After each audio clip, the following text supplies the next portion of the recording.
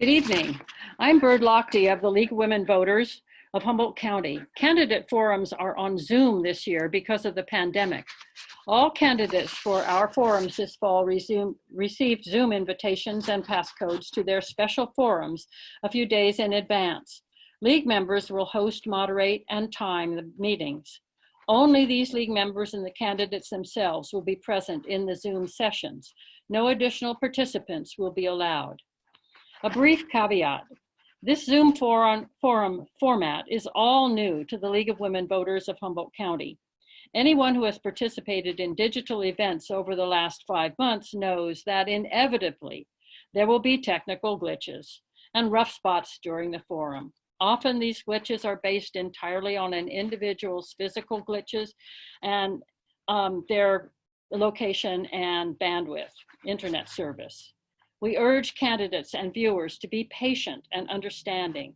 If someone's screen freezes, a speaker's words come out strangely, or a participant gets bumped out and has to rejoin and so forth, please, kindness and a sense of humor are essential here. This forum is being recorded and aired for anyone to view on Access Humboldt and YouTube. Links to the recorded forums and schedules will be advertised and made available to the public by the League.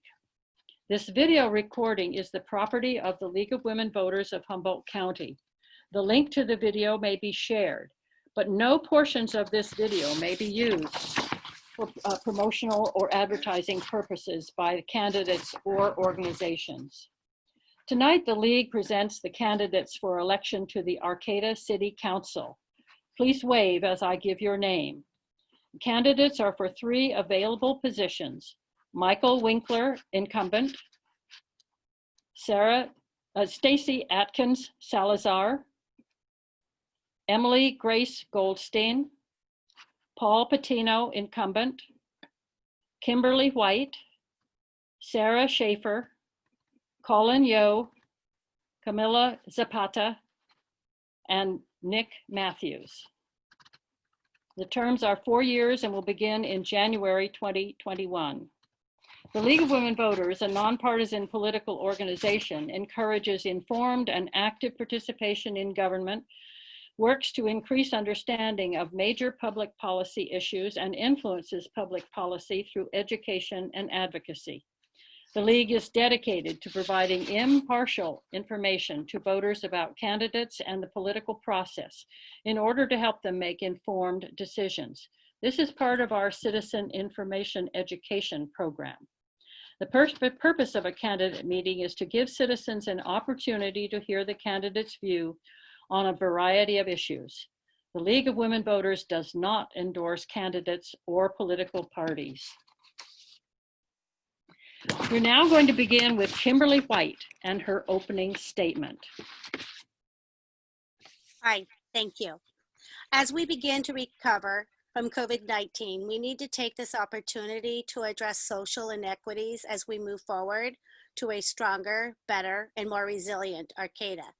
My platform is equity and social justice and how disparity permeates through affordable housing, unhoused, children and family services, the economy, and public safety.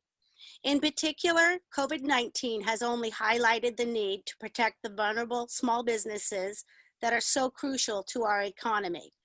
We should examine police reform to address systemic racism and inequities in our community. We also need to look at the disparities in the environmental deep ecology realm as we address this climate crisis. It is my goal to make sure all vulnerable populations have equal access. As Dr. Martin Luther King Jr. so aptly put it, it is not possible to be in favor of justice for some people and not be in favor of justice for all people. Thank you. We will now hear an opening statement from Nick Matthews.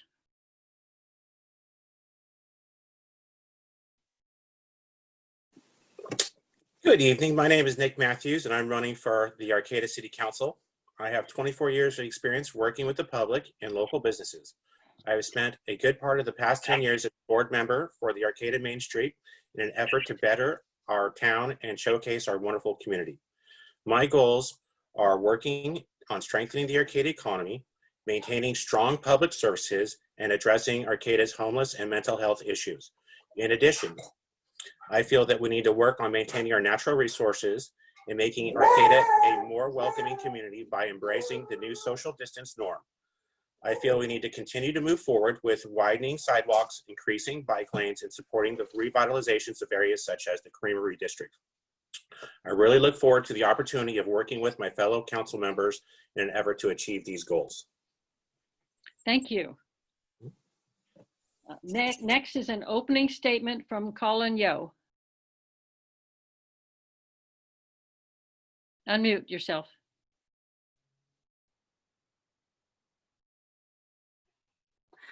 Hi, everybody. Sorry about that, technical difficulties. My name is Collin Yeo. I'm running for Arcata City Council. I would like to remind everyone that the 19th Amendment, gave women the right to vote, was passed only 100 years ago this summer, which gives you an idea of the notion of how close in our history injustice is and how it continues to permeate our current society. In the wake of COVID-19, I'm very concerned about economic injustice. I'm very concerned about austerity being borne on the backs of those who are the working class people and those who are marginalized in our society. I would like to pursue ways to improve access to affordable housing, maybe take it out of the market entirely by forming a sort of public bank that AB 857, which was passed last year, will allow us to do. There are a lot of things that the city needs to address, but looming in front of us right now is the twin disasters of COVID-19 and climate change. And we need somebody who will look towards that as a concern. Thank you. Thank you. Now we will hear an opening statement from Sarah Schaefer. Okay. Hi, everybody. My name is Sarah Schaefer, and as you might have heard, I'm running for Arcata City Council. I'm a born and raised Arcadan, and I'm running because I want to give back to the community that I just hold so near and dear to my heart. I'm a high school history teacher, and the history of Arcata and this country definitely informed my politics and leadership style. Being a history educator gives me a unique set of skills to solve problems and recognize patterns within our community and bring people together to solve those problems. As a member of the City Council, I want to address the needs of people and work together for a safe and livable Arcata for everyone. I'm committed to creating an Arcata that values the voices of all residents, regardless of age, gender, race, or socioeconomic status. During these unique times, I want to help support local businesses to thrive and bring a stronger sense of community that spans our diverse population, especially the HSU community as well, and focus on housing, community building, and investing in Arcata's future. It's time for a fresh, younger perspective from the next generation of Arcata's leaders, and I'm ready to serve this amazing community. Thanks. Thank you. We will now hear an opening statement from Michael Winkler. I'm the person with the most experience and proven record that Arcata needs. I've served 12 years on council and 3 years as mayor. In my role as mayor, we fast-tracked essential COVID-19 public health measures, developed safe shelters for the homeless, set up protections for evictions, and enacted plans to reopen businesses. I've made sure that vital services remain available, and I've kept our systems working and the city financially sound. Working with Police Chief Ahern, we will complete reforms so that police stay committed to protecting all community members. I've led the successful effort to move the cannabis industry out of our neighborhoods and into a stable industry that offers high quality jobs and great local economic benefits. I work in the renewable energy field and affordable housing. I'm an expert in environmental stewardship, solar affordable housing, and I've been involved many years in the homeless services on the city council. And I lead the city's initiative to phase out fossil fuels. Thank you. Coming out of the Next is an opening statement from Camilla Zapata. Thank you to the League of Women Voters for organizing this event and for this opportunity. We have difficult years ahead of us with the need for an economic recovery, the evident realities of climate change occurring all around us, and a need for dialogue on the glaring social inequalities that have gone unaddressed. My campaign is centered on economic recovery, social equity for all citizens, and a focus on environmentally beneficial policies.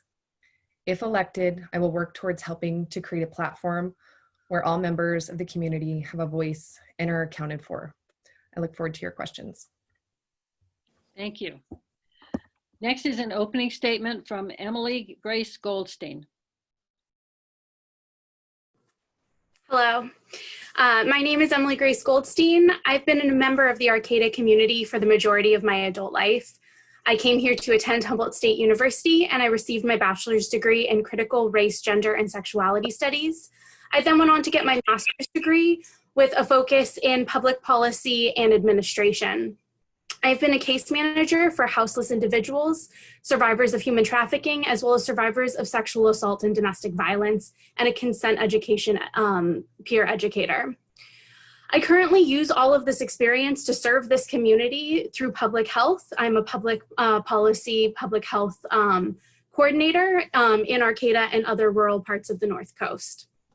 I'm running for City Council because I know that not every person in Arcata feels like they are heard by their elected officials, and they do not always feel represented by those who we elect. And I have based my campaign on listening to those in this community. We need to change a system that only serves the most privileged in our community. Thank you very much. We will now hear an opening statement from Paul Pitino.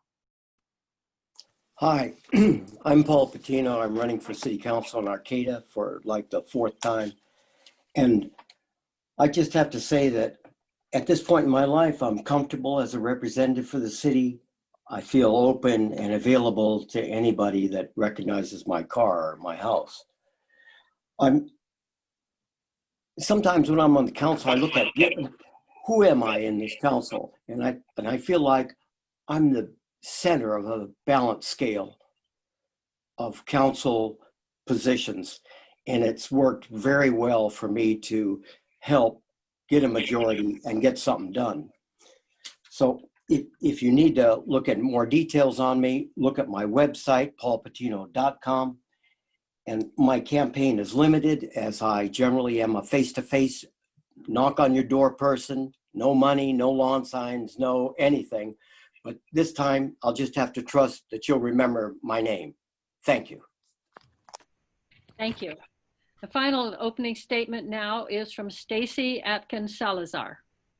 Thank you for providing us with this opportunity. I am excited to be running for a seat on the Arcata City Council. I am a native of Humboldt County. I have a master's degree in psychology from HSU. I have owned a successful small business in Arcata for over 20 years. I have served as a volunteer in many capacities in our community, including 7 years as a school board member. I am a wife and a mother and someone who is deeply concerned about the future of Arcata. Arcata is a progressive, industrious, and compassionate city. We are on the right track, but we have work to do. I want to help our community find common ground as we address the many issues we are faced with. We clearly have a housing crisis. There is a lack of affordable housing and our streets are filled with people with nowhere to go. Our already fragile economy is suffering from the pandemic, and we need to reimagine the role of law enforcement in our city. I want to help the City of Arcata to move forward in a thoughtful, positive, and equitable direction for our community. Thank you. Now we're ready for our questions. And Stacey Atkins-Salazar, you will answer this question first. The question is, what do you like best and value most about living in Arcata? I love living in Arcata. There are many things to value. I value the people in Arcata. We are a different community. We are unique. And I feel that in general, we're a community that cares more about what's on the inside of a person than the outside. And to me, that is what's truly important. I value having Humboldt State in our community. It raises us from just an ordinary small town to something that is much more unordinary and special because of our relationship with HSU and the opportunities that it provides for us. I love our parks and trails and our outdoor facilities. The marsh is, of course, one of our crowning jewels, the Arcata Plaza, and the Redwood Forest. So we have so much to offer here in our community. Thank you. Camilla Zapata, you're next on this question. It's what we love best and most about the community. What you like best and value most about living in Arcata? I think I love being able to bike everywhere I'd like to go. and feeling safe in doing so. It is a rare thing to have bike safety in a community. I value the resourcefulness of our community and the interconnectedness between the college and the city, and how closely they've worked throughout history to create things like the wastewater treatment facility. I love being able to talk to and be friends with all of my neighbors, regardless of age, demographic. I can talk to anyone wherever I go throughout my day, and mostly everyone is friendly and engaging and genuinely cares about one another and their well-being. I love the nature. I love being so close to the community forest, and then I can go on foot from wherever I am in Arcata and be in the old growth forest. Thank you. Emily Grace Goldstein, you're next with what you like best and value most about living in Arcata. Thanks. I love this community. I chose this as my home. I didn't grow up here, but I will still remember the very first time I came to Arcata, and I walked down the street and every single person just was happy. People smiled, they waved, and I was like, this is the most amazing and unique place. I love the people of this community more than anything else. I see both kindness and friendliness in the people that live here, as well as a passion to make this the best community that we can be. And that's really a lot of what has inspired me to want to run for city council is the people. I see their passion and it drives my passion. Thank you. Kimberley White, you're next with this question. Great. I think what I like most about this community is that everyone is environmentally conscious. And sometimes I take that for granted. When I go back home, I just assume that everyone recycles. And I'm always surprised that that's not the case. What I really value about this community is that during COVID, those that were the most able-bodied stepped up for those who were not and did the shopping and did things that needed to get done. In particular, right now we're facing these fires. And if you haven't seen it, we have an uprising of our community helping those who are being displaced from the fires, gathering donations. We have such a generous, kind, compassionate community. And that's what I really value about Arcata. Thank you. Sarah Schaefer, you're next with this question. Okay. What I value most about Arcata, I've been born and raised here, and I'm one of those few people that left for college but came back because I couldn't stay away. I'm a product of our amazing schools, attending Toby Creek, Arcata High, and HSU to get my teaching credential.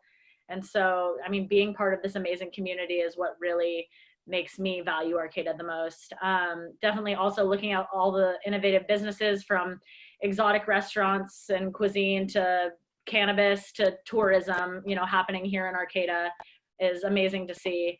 I've also been a pretty integral part of the local volunteer community, being involved in Lost Coast Rotaract through the local Rotary clubs, and seeing the number of people that really care about this community and get involved to make people's lives better is truly just inspiring to be a part of. Along with what everybody else has said about this amazing environment, you're where the redwoods meet the coast, along with our beautiful marsh and everything like that. It's just a special community to be a part of, and I think it's really a great place to be. So thank you. Thank you. Collin Yeo, you are next. Hey, as a culture writer for the last 3 years, and someone who studied the music and nightlife around here, I have to agree with most of the other people that it is the people of the community that makes this place so special. This is an unusual place to live in the sense that people who live here don't only consider their own lives, but the lives of other people and other people who aren't even born yet. They think about what the city might look like in 50, 60, 70 years. I've lived in cities and places where that's not the case. The only thing people care about seems to be the day-to-day hustle. You have to really love Arcata to live here. You have to really love the people. It's not the most economically easy place to live. It is a bit away from, big cities and so forth. So you have to really love the place to live here. And you really feel that when you interact with the community. And I couldn't imagine living anywhere else. Thank you. Thank you. Michael Winkler, you're next with this question. Well, as a candidate many times for Arcata City Council, what I found, something that I really love here is people really will open up and talk about what's important to them. I came up here with a very liberal perspective, and I found that I also was able to understand the perspective of people who are much more conservative than I was. Even, since it's Arcata, I also listen to people much more to the left than I am. The reason I came up here was environmental sustainability and renewable energy, which I've become an expert in.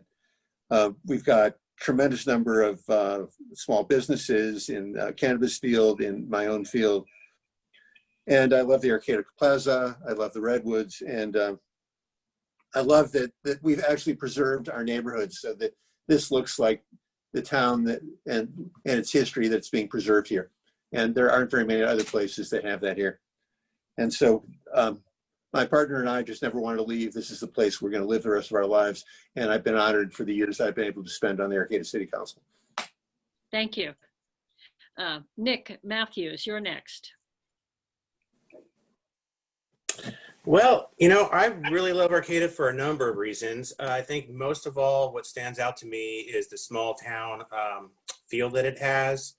I've been involved in a number of festivals, including the Oyster Festival and Trick or Treat on the Plaza.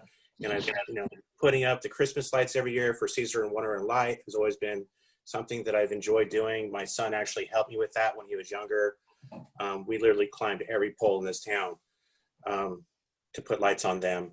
I love going to the farmers markets every year or every week.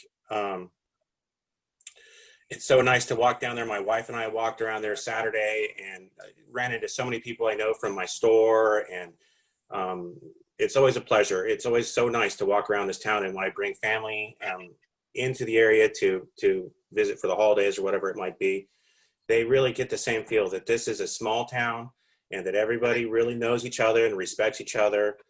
And I feel that it's a wonderful place to raise my children. I have 3 kids going to the school system here, and we're definitely Thank you. facing the challenge.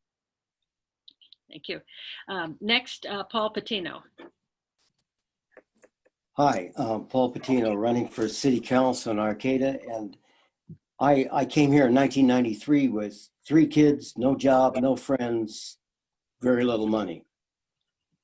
I found that the community, as I asked for things, helped me.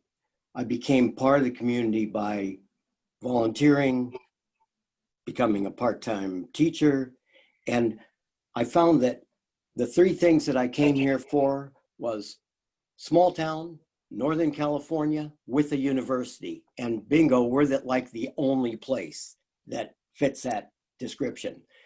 One of the things about a small town, I love it. I love knowing everybody. I have to be honest, everybody knows me. So it's you can run, you can't hide in this town. So for me, being transparent, it's easy. People know me, I know them. I love you. Thank you very much. Thank you.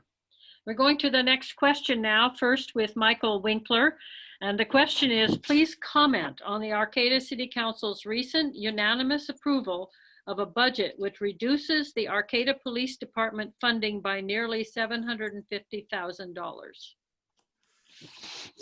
In being responsible stewards of the city financially, we knew that we were going to have reduced tax revenues. And so what we tried to do was to reduce the budgets of the individual departments fairly and evenly. So it is really no criticism of the Arcata Police Department to have reduced their budget, because we did that across the board.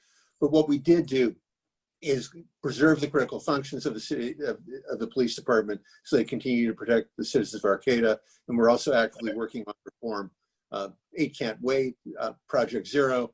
And so eliminating chokeholds, de-escalation training, and then bringing in the social workers to coordinate with the police, so that in cases of mental illness, it's a social service function and not a police function. Thank you. Paul Pitino, you're next with this question. Yeah, as far as the police department's budget being reduced, the whole city's budget was reduced. The police department being the single largest part of our budget, obviously had to be reduced. Hopefully, when funding comes back, we'll be able to reallocate that to social work type helpers, public service officers, PSOs, the people that we have now that very few of them, that we can expand and, look at a way that instead of just a call to the cops, we can differentiate between need for armed response or not. And I think that's a critical point that we could save money on and actually be more effective. When it's not necessary to have armed response, have someone who can work it out without the gun. So thank you. Thank you. Nick Matthews, you're next with this question. Well, I really wasn't involved much in this budgeting, as we know, but it is understandable that it was cut straight across the board. And they're exactly right. The police department has the largest budget, and it was necessary to make cuts there as well. I know that they cut, I believe, 2 officers out of lost their jobs because of these cuts. I would like to see more numbers. I've been looking into the budgeting for the 2019-2020 budget that was just passed, and I haven't seen a lot of figures as far as where all the cuts went, but I agree, they had to go straight across the board, and they did have the largest budget to be cut from. Thank you. Sarah Schaefer, you're next with this question.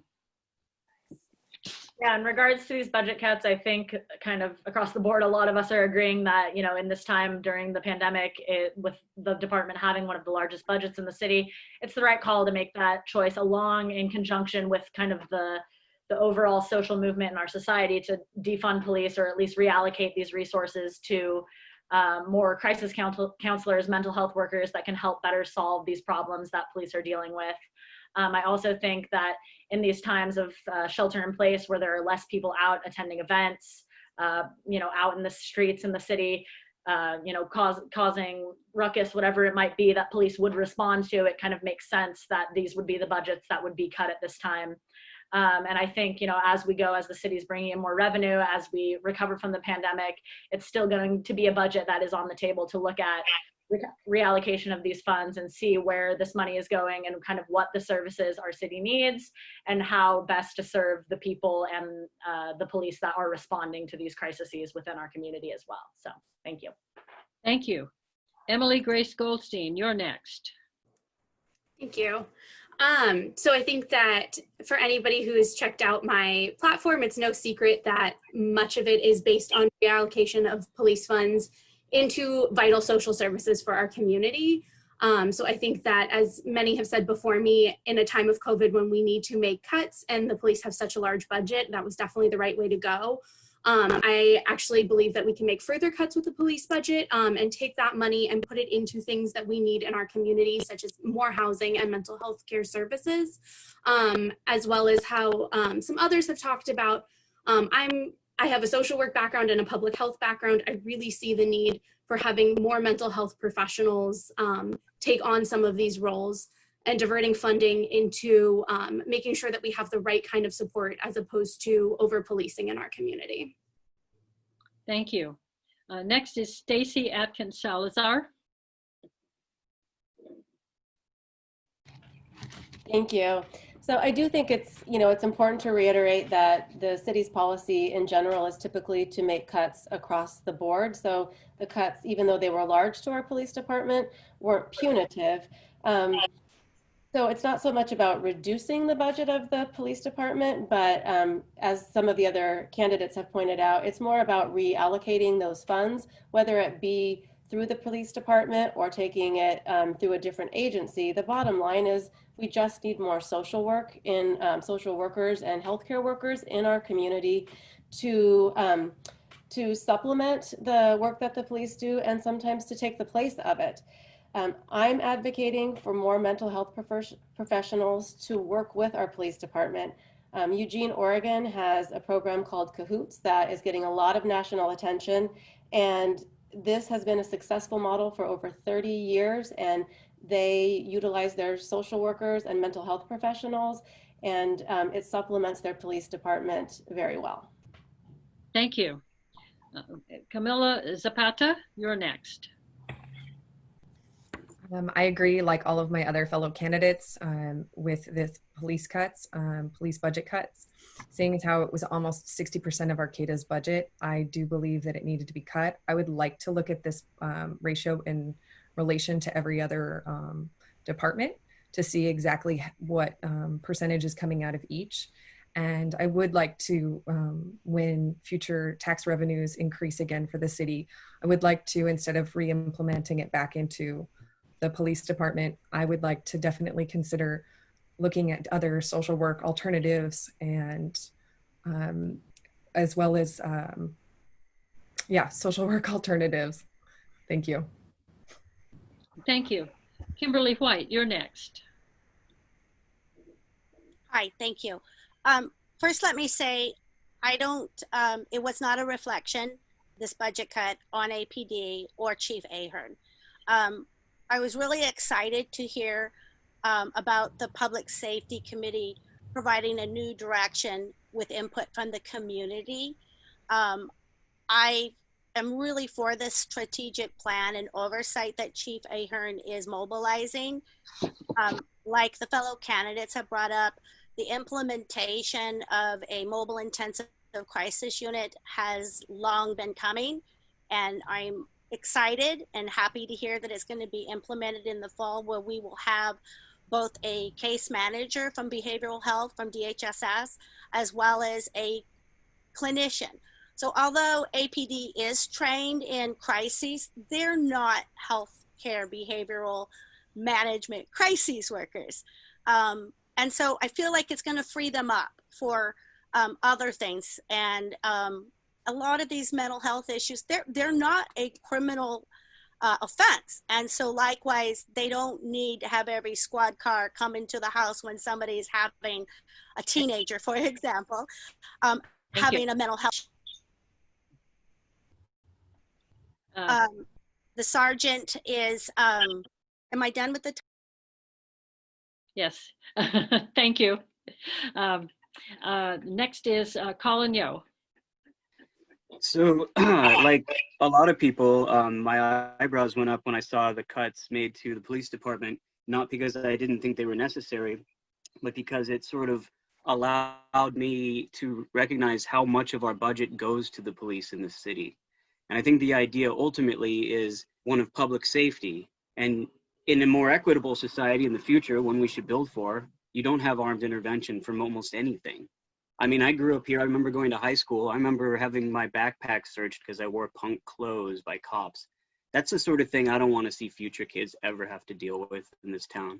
And I like some of the things that Sergeant Ahern has said. And I just like the idea of, well, look, if we're going to continue to make cuts, if we're going to continue to look at public safety, let's treat it like public safety. And I don't necessarily think public safety involves a guy with a gun. It's my opinion. Thank you. I need to let everyone know, I don't know whether you see the green coming up around me, but I keep getting a message that my internet is unstable. So if at some point I have to get off and come back on again, please bear with me. So we're starting a new question. Emily Grace Goldstein, you're the first one. And the question is, Humboldt State University and its students are a big part of the economy and culture of Arcata. How do you propose to help students from out of the area feel welcome this year, while at the same time keeping all Arcata citizens safe from the pandemic? Thank you. I think this is a super important question. I'm an HSU grad. I have a lot of love for the university. And I am also still really well connected with a lot of on-campus leaders and groups. And I think that that is one of the best ways we can make new students who don't necessarily know the campus so well feel welcome, there's a lot of opportunity still to do Zoom like this, you know, gatherings, trainings, group meetups, things like that, where they can start to feel more integrated into the campus community, get more of that college experience. And so I think putting our support behind the groups on campus, like the Latino Center for Academic Excellence, the African American Center for Academic Excellence, Check It, programs like that, that are already doing that hard work to draw in students and make them feel like they have a place on campus, is something that's really important. It's a way that they can both get to know the community as a whole, as well as get to know the campus culture. Thank you. Michael Winkler, you're next. I graduated from HSU in 2002. My strong focus was Campus Center for Appropriate Technology and overall environmental sustainability. So I've maintained strong connections in that field. And so I think it's important that where physical distance is a lot more difficult than it would be before because of COVID, to, as other speakers have said, to have more virtual events. And students are getting used to this, and I think that's an important way of connecting with students. Also, as a member of the Downtown Business Association, Arcata Main Street, that Arcata Main Street has an important role to get students familiar with downtown businesses and let them know what's available to them, what businesses they can go to, and services that are available, and to just make them feel welcome here in Arcata. Thank you. Kimberley White, you're next with this question. Hi, I also came to Arcata to attend HSU, and I feel the ties between the university and our community are essential. And I feel like it's very important that as we get back to whatever that new normal might be as we recover from COVID, that we want to make sure that our students do not fall between the cracks. And we're all navigating this together. And so I feel like students they can teach us a lot about technology, first of all. So having virtual meetings, but I feel like it's also important that that in-person opportunity also happens, and we can still do that while being safe through the pandemic. I think that we might think of having a welcome back students. You know, I know that they're already up and rolling, but it's not too late to talk about how we can make them feel better part of the community. Thank you. Collin Yeo, you're next.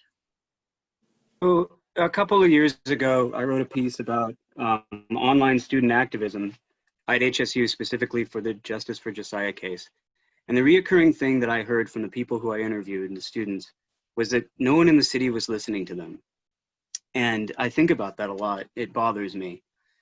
And in this era, we look at, I mean, sure, we look at HSU, it's a fundamental part of our society here. It's the largest employer in Humboldt County. But beyond economics, we really have to look at humans first.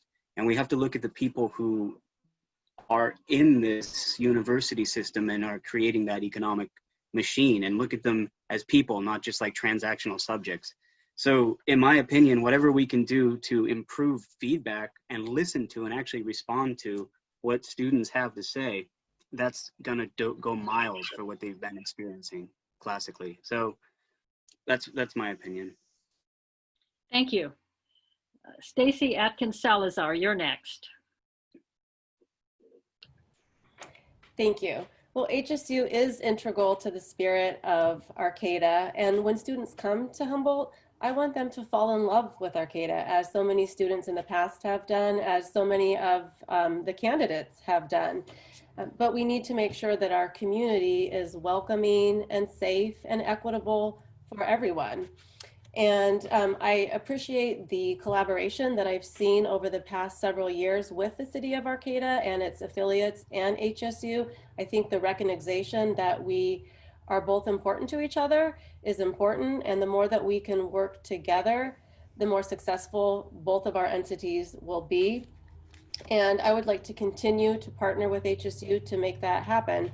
I'm a part of Main Street. We recently are filming videos, self-videos for business owners to send to the HSU students to make them feel welcome, just to tell them about what's available in our town and to literally say, welcome to Arcata. Thank you. Camilla Zapata, you're next. I think that's a great question and one that's come across my mind quite a few times in comparing my own experience as having gone to HSU and how I got most connected into the community was actually my job while I was in school. I got to meet so many people in the community that I would not have met otherwise that are now my primary friend group because of my job. And I worked in the service industry, and most of those industries right now are not providing work or have laid off students who work. And I think that level of connection is really important to find a way to reestablish or provide work for working students in the area. I also think referencing the School of Business Development did research on students on the attrition rate on freshmen and sophomores. And I think that seeing the disconnects in that area and applying them also to this case might be helpful in finding more solutions. Thank you. Sarah Schaefer, you're next with this question. Okay. Yeah, so I received my teaching credential from HSU in 2015, and that was the year that I spent as a student at HSU. And I really felt that, you know, I was disconnected. If I hadn't grown up in Arcata, I would have felt very disconnected from the community of Arcata. And I really think that it's important to strengthen that connection between Arcata and HSU, not only because of the economic benefit that HSU brings to the community, but also just the really diverse student population with many gifts that HSU brings in, especially the fact that many of these HSU students come from Southern California. They're part of Latinx and Black communities, and they might not feel welcomed into Humboldt County if there's not an effort to make them feel so.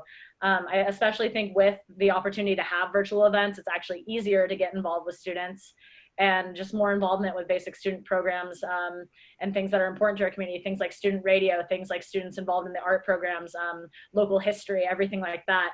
And also being able to offer info on trails and outdoor events that we might be offering as a community to these students to really bring them into, you know, what's going on and make them feel welcomed into Arcata. So thank you. Thank you. Paul Pitino, your answer, please.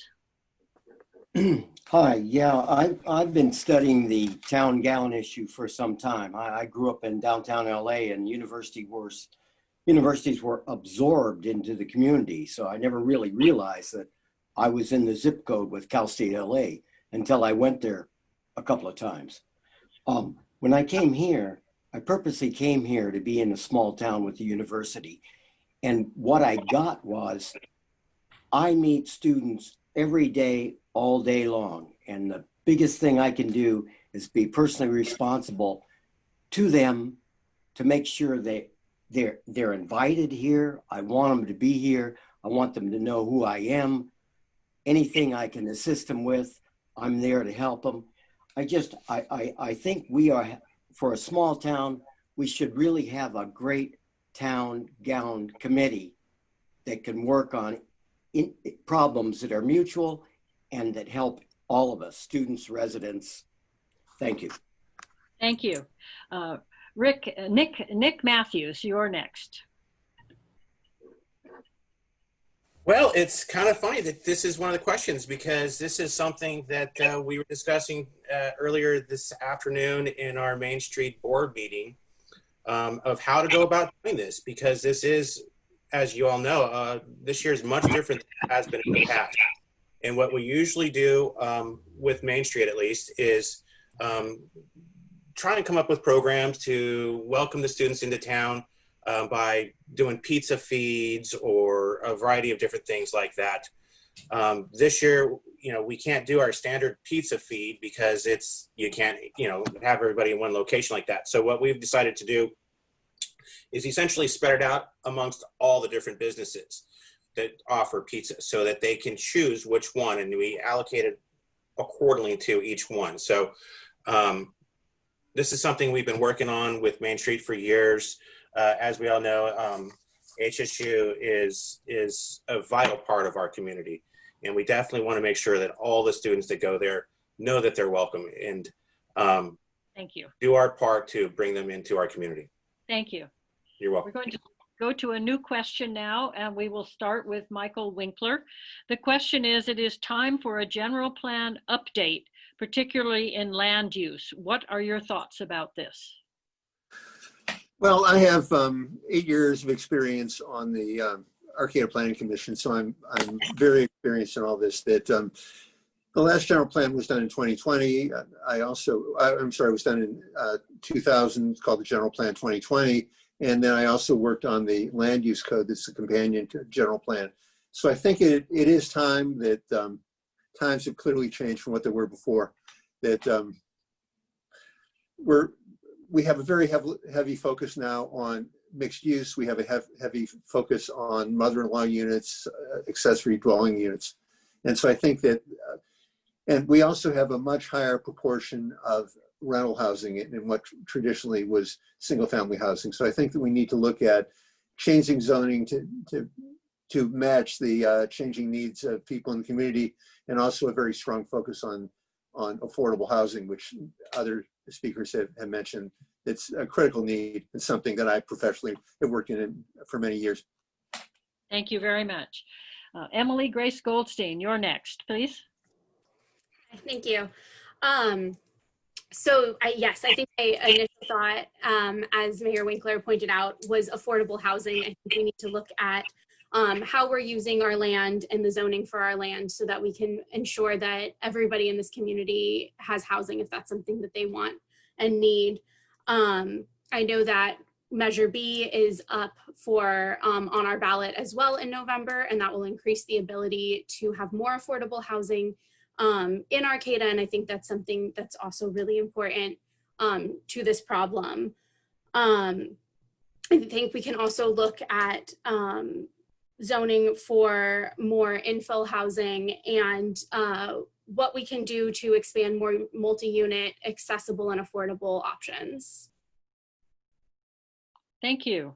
Next is Nick Matthews.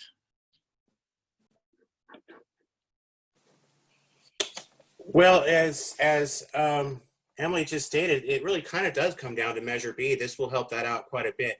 We are going to have to go ahead and decide which areas are available for upgrades and updating.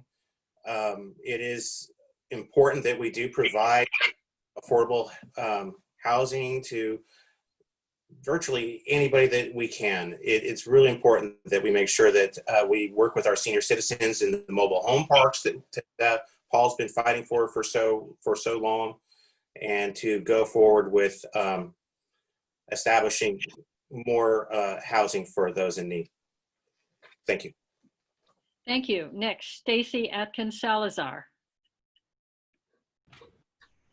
Well, my home and my business are right on the edge of the Creamery District. In fact, I'm looking at the building right now, and I know that that's one of the main plans of the cities is to infill this part of town, and I think that that's a great plan. There's already so much more life in this part of town, so the more business and housing and mixed use that we can bring in, I think the better. We do need to pass both Measure B to support our cap to raise our cap for low-income housing, and also Measure A to protect our open spaces. And I appreciate that the City of Arcata is being flexible and looking to change zoning and change the, as our landscape changes. And I think that that's important. But as we do change our landscape, it will bring controversy. And I think that it's really important as we do that to engage the community, especially in those neighborhoods when change is coming. Thank you. Collin Yeo, you're next, please. So yeah, and first and foremost, I think everyone I talk to's mind is affordable housing. A lot of people in the working class here, unlike their predecessors from generations past, can't afford to buy a home here. And there are a lot of people who own multiple units in this town who are essentially having their mortgage paid by the unending stream of renters who come from the university. That's not a sustainable system for the future. Measure B is really good. It raises the cap from 5% to 7.5% usage for a low income. But if we're looking at a 20-year plan, that's definitely not going to cut it either. We need to look at ways to get affordable housing that's outside of market interest, like something that's not just built so that a construction firm can make money on the back end of it, or not just a series of, you know, rental units or something. I like things like I used to live in New Orleans, a longtime resident, and the musicians village there, the buildings there, they match what the town looked like. We could do something like that if we had the initiative, if we had the money. Thank you. Thank you. Paul Pitino, you're next. Hi, you know, on the general plan update, I was involved in the 2000 general plan update through my partner and friends that were on the update group. And I think that in order to get a really good general plan, you need a general plan task force, a group that's not just the planning commission and the staff writing the rules. We need to bring in citizens who normally don't participate in land use planning and have them be part of our general plan update. I think that one thing that's really important is that this general plan update, we need to look at it as a guide for how do we infill and how do we deal with the unintended consequences of lack of parking and constraints for our downtown. I think we get a better perspective of land use if we get the population involved, and I really look forward to a task force. Thank you. Thank you. Next is Kimberley White. Okay, so we're actually in the midst of updating our climate change and how that will fit with our general plan land use. And I feel like that's really timely. In the midst of climate crisis, we definitely need to address things like sea level, tsunamis, earthquakes, all of those. So as a planning commissioner, I'm excited to be part of that. Right now, I became a planning commissioner because I had special interest in equitable and affordable housing. We just completed our housing element in December. I was involved in the adoption of the city's newly updated housing element portion. And it included an assessment of housing resources. I would like to see more housing that address the vulnerable, veterans, low income, seniors, and those that the disabled face. We definitely need more housing for students. Most of our families, particularly students, just can't afford to live in Arcata. Thank you very much. Sarah Schaefer, you're next with this question. Okay, as all the candidates have really said, and it's obvious in our community with both Measure A and Measure B being on our ballot, that the really important things to people in our community are in preserving our green spaces and expanding our trail and park system, and also increasing our cap on affordable housing and focusing on creating affordable housing within our community, right? And so obviously with the hopeful passing of both A and B, those realities are going to be possible in Arcata. Also looking towards the future and seeing how expansion of business and kind of encouraging community spaces and looking towards what the economic landscape and future of Arcata is going to look like. We're kind of seeing increase of tourism, especially this wave coming up to Northern California for both people that are interested in visiting our redwoods. Also, cannabis tourism is really taking hold in Northern California and taking off, and is a really viable opportunity, especially for Humboldt County, to capitalize on something that is already incredibly popular and profitable. And so I think that just looking at the scape of the plaza and the downtown and Creamery area is going to be really vital to the economic future of Arcata and how we use those lands. Thank you. Camilla Zapata, you're next. I think the city's general update plan needs to definitely focus on affordable housing and mixed use land.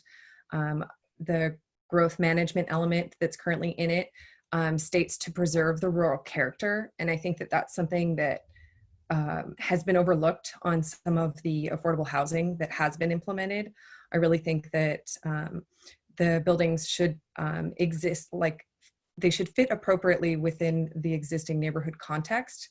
And I think that that needs to be maintained while also considering a wide range of housing availability for all demographics. Thank you. Thank you. We're starting with a new question now. Nick Matthews, you will be first. Do you support or oppose Measure F, and why?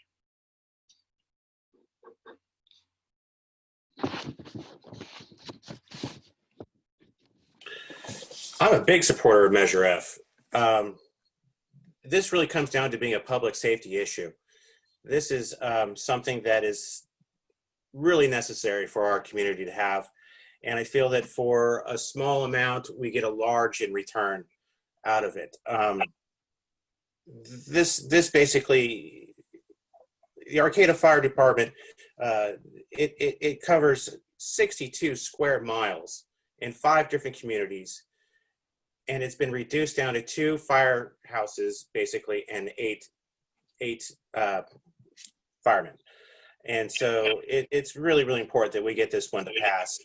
It comes down to making sure we have our first responders and our firefighters, well funded and resourced in order to respond to the emergencies that can be at hand.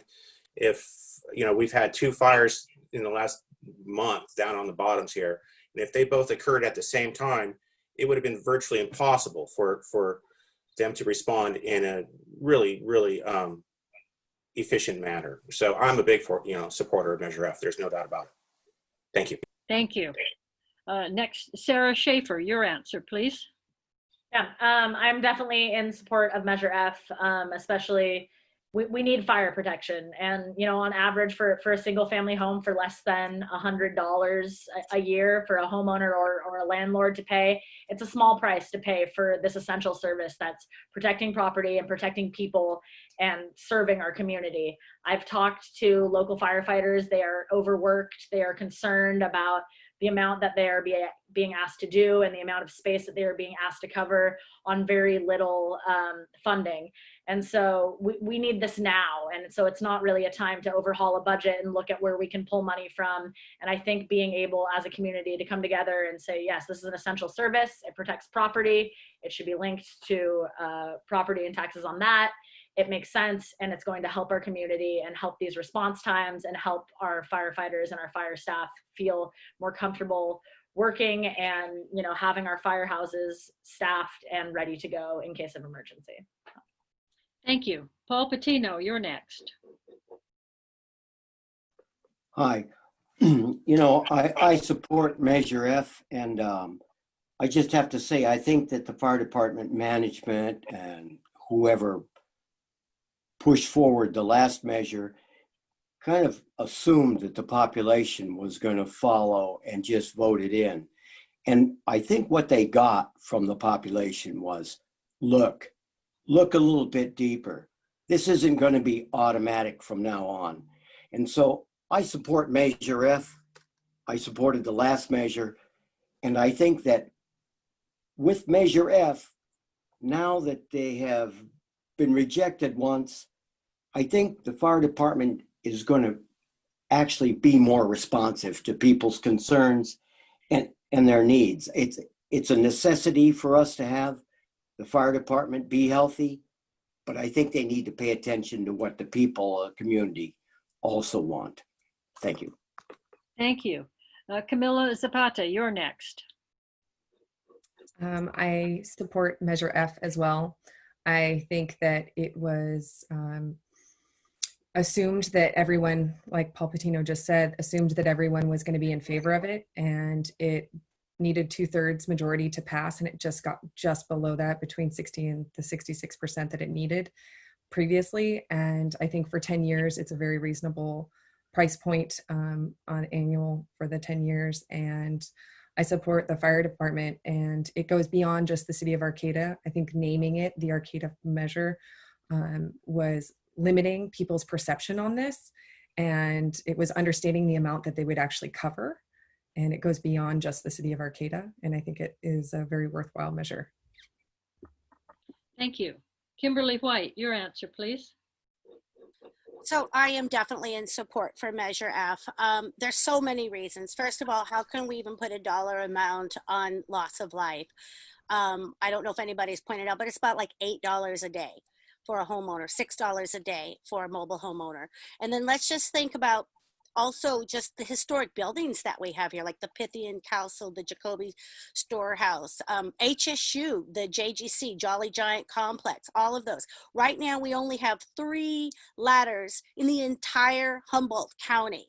And it's frightening to think that because this didn't pass, that we would lose life, these historic buildings. I just hope that everybody educates themselves and votes yes on Measure F. We have to have it. It's worth it. It's worth every penny. And like I said, you just can't put a dollar amount on life. Thank you. Michael Winkler, your answer, please. One thing that surprised me, but I learned being on the city council, is the vast majority of service calls to the Arcata Fire Department are for emergency medical services. But as other speakers have pointed out, that that still a critical function is fire saving, is firefighting. The Arcata Plaza could have, one quarter of the Arcata Plaza on the east side could have been destroyed if we had not had that downtown fire station open and operating. And so what critically matters is its response time. If these stations remain closed, that critical minute, that critical 2 minutes is the difference between somebody's life and somebody's death, and buildings burning or buildings surviving. So it's critical that we vote for this and put it into effect and recognize that this is a professional fire department and is no longer a volunteer fire department, and we have to pay to get the high quality people that we need to staff that department. Thank you. Next is Collin Yeo. Yeah, like I think pretty much everyone else here, I completely support Measure F. I mean, from the age of Rome to Santa Rosa, fire has been one of the biggest problems that humankind has ever had to deal with. I drove past a fire down on West End, the slash heaps over there in the log deck just this morning. And I can't imagine what it would be like to live in a society with a severely underfunded fire service. So I would like to rather have overfunded than underfunded. If I could say one thing, perhaps one of the reasons why people might balk at the sticker price, or they did last time for Measure M, is maybe it could be a holistic issue. A lot of people's equity might be tied up in, the cost of housing in their homes being sort of like the most expensive thing they own these days. And I think affordable housing would address that. I think a lot of these things are interconnected. So there I go. Thank you. Next is Emily Grace Goldstein. Like everyone, all of my fellow candidates before me, I fully support Measure F. I think there are so many reasons to support this. Life above everything else, the health, the safety, the well-being of our community. We need fire services, and the fire departments need to be funded. As we see, California is on fire right now. We all know that. We've had way too many local fires lately in Arcata as well. We need quick response time. We need to have that support and that protection for our community members.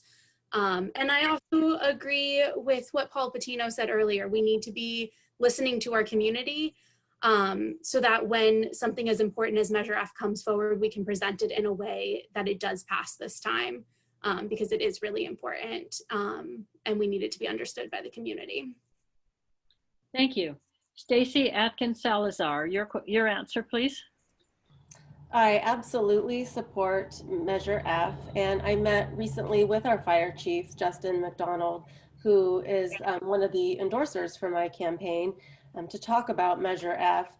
And unfortunately, there are a lot of misconceptions, and so I just would encourage people that are watching our forum, if you are hesitant on that issue, to go to the website of the Arcata Fire Department and read through it. They've really done a great job of addressing what will happen with that money, and really reducing some of the misconceptions that we've had in the past. And not only will it allow us to have all 3 of our fire stations fully functioning, but it will restore 8 vacant firefighting positions, which means, 8 great jobs for people in our community. Thank you. We're going to start with a new question now, and Sarah Schaefer, you will be first. The question is, please comment on California Proposition 15, the Schools and Community First initiative. So as a teacher, obviously, I am a huge champion of schools in our community and focusing on teachers and teacher well-being. and also focusing on student well-being and being able to provide them services to, provide special ed services to students and everything along those lines, especially during the COVID-19 pandemic. There has been a severe cut to services for special ed students and a lot of inequities that are existing currently that I am witnessing firsthand across the board in local schools, not only in our community, but across California for students not being able to access service hours, et cetera. And so I think being able to revitalize our education system and jumpstart that in the midst of the pandemic is beyond essential and has always been essential to support teachers and support schools in not only this time, but all times. Thank you. Next, Emily Grace Goldstein, your answer, please.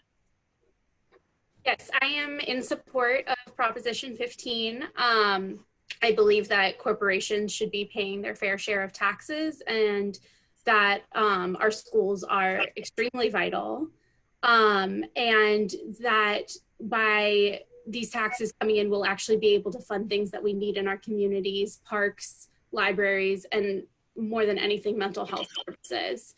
And so all of this are really important things to ensure that California and our community in Arcata are doing well. And there's no reason that large corporations should not be chipping in to support this.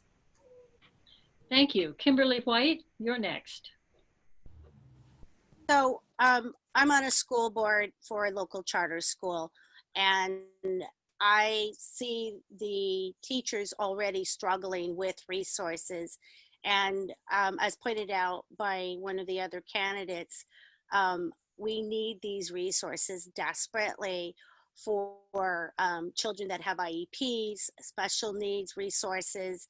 And I feel like it is essential that we make sure that Proposition 15 does indeed pass. Sorry, looking at those numbers are. It's essential for especially with COVID-19.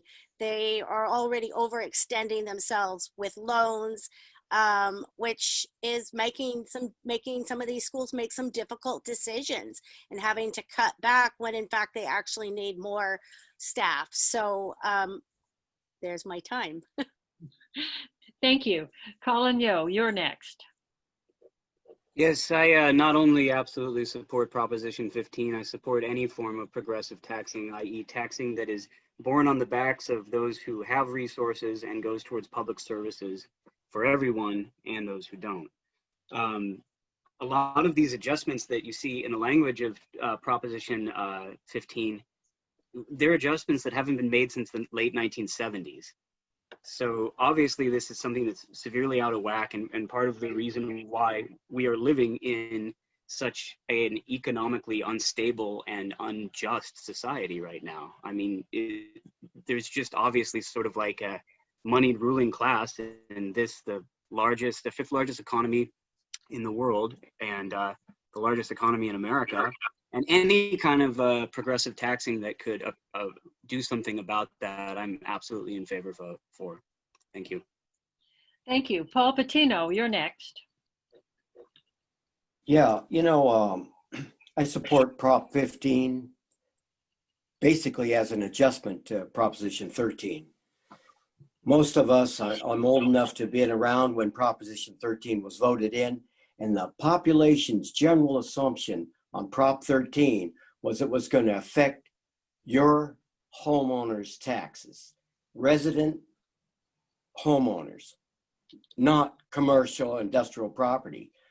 After it passed, everybody was happy enough that they never thought about it much until they started realizing that the biggest landowners in California, generally big ag, got a giant break. And they've continued to get that break and not paying their share. So for me, Prop 15 is important. It's an important adjustment to Prop 13. It's not exactly perfect, but I think that it's a big step to making our school funding whole and actually doing what the population thought was going to happen 40-something years ago. Thank you. Nick Matthews, you're next.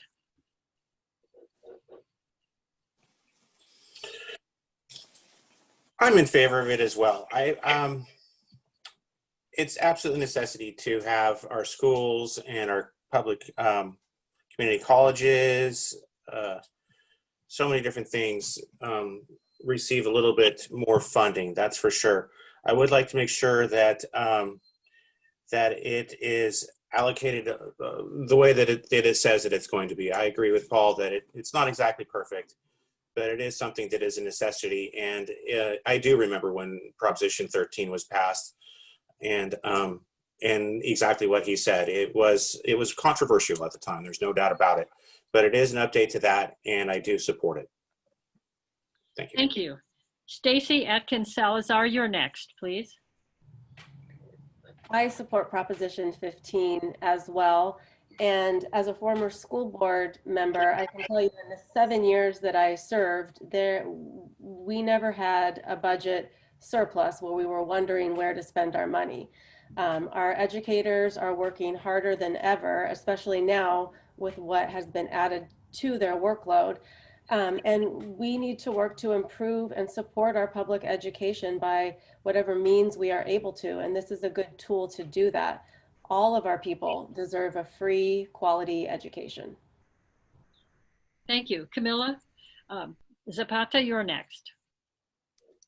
I fully support Prop 15 and taxing commercial and industrial properties.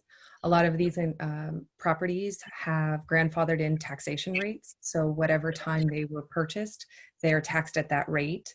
So it is an unfair advantage for them to be taxed at a lower rate next compared to their neighbors who might have purchased it more recently. And I think that the playing field should be evened on that. I also think adding money back into the school systems is a necessity. Coming from a family full of teachers and administrators in education, I've seen how hard they work, and I've seen how hard they're working to adjust to the current paradigms that we're living in. And I believe that money should be going back into all of those communities in higher education as well. Thank you. Thank you. Michael Winkler, your answer, please. Well, I remember when Proposition 13 was passed, and as Paul Pitino said, that people looked at it to help homeowners, but it's been severely abused by corporate landowners using leasebacks and other complicated schemes. So at the very least, it will help make us have a more fair tax system that we have, and also make more money available to schools, available for other public services. And especially now with the extra expenses related to COVID, it's critical that we have this extra tax revenue in order to fund public operations and have a more fair tax system than we've had in the past. Thank you. We're on a new question now. Paul Pitino, you will be first. The question is, what programs could the council implement to ensure all people, especially people of color, are treated with equity and inclusion in Arcata? You know, the City Council has been, City of Arcata has been a partner with Equity Arcata for the last, I believe, 3 years plus. And I've been involved in it, and I think it's a great educational tool. It's great for the staff, the police, for anybody involved with the city to actually look at these critical issues having to do with implicit bias, any kind of inequity item that comes up, how we talk to each other, how we look at each other. I think that it's really important for all of us, especially those of us in government, to expose ourselves to what does a community of color see? How does it feel to be here? You know, making assumptions about it is one thing, actually hearing and engaging with people is another. So I really appreciate Equity Arcata. It's been a great resource and has really helped me. Thanks. Thank you. Next is Camilla Zapata. Just like Paul touched on, the Equity Arcata composed of the community development specialists and the racial equity intern. I think this type of program needs to be expanded on and is only just the beginning dialogue on equity in our community. I believe social resilience is key to moving into the future, and a community is only as strong as its most underserved members. With that said, I believe bringing in figureheads of Native communities as well as all marginalized groups should be brought to the table for all voices to be heard. Thank you. Next is Stacey Atkins-Salazar. So I think the key to being successful in our goal of having an equitable community is through education and leadership and outreach, which the city is, has already started on that journey. So I do appreciate that. And as Camilla just said, it's the beginning, and we have progress to make, but it's the educational component of it is what I think is very important. We have to reach out for input to people who are experiencing the inequities. If I'm not in that group that's being marginalized, I'm probably not going to understand what needs to happen. So to reach out to those people is first and foremost. And then we need to continue to partner with local organizations such as the Arcata House, Black Humboldt, Queer Humboldt, our local tribes. We have so many resources in our community that we need to collaborate with so that we can really be a truly equitable town. Thank you. Next, Sarah Schaefer, your answer, please. Yeah, I think one of the most important places to start with the equity in our county and in our town in Arcata is recognizing the indigenous land that we are on and the atrocities that have been committed on it. I think a really historically accurate portrayal of our community and our land spaces is of essential importance, and that goes along with what candidates have been saying about education and about kind of telling this true story of Arcata and recognizing that we're living on stolen land with a history of white supremacy, and believing that it's important to recognize that and educate our community on that as a critical part of progressing towards a more just world. Also going along with recognizing that we have a very diverse community brought in by HSU, and I think especially in light of the Josiah Lawson case, recognizing that those voices from our Black communities and our Latinx communities are not often being heard, especially by the City Council. And so I think having more community input and listening to organizations such as Black Humboldt, Centro del Pueblo, and working with those groups to be able to understand the needs of these communities and work towards a more equitable and just future is of the utmost importance. Thank you. Nick Matthews, you're next.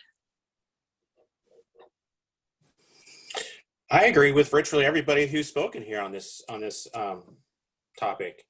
Equity Arcata is a great foundation. We can move forward with that and build off of the foundation that it has established. Education and leadership, those are both important.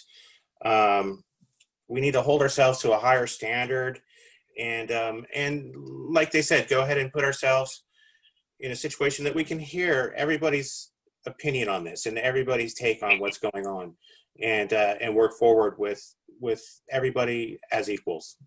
Thank you. Thank you. Michael Winkler, you're next.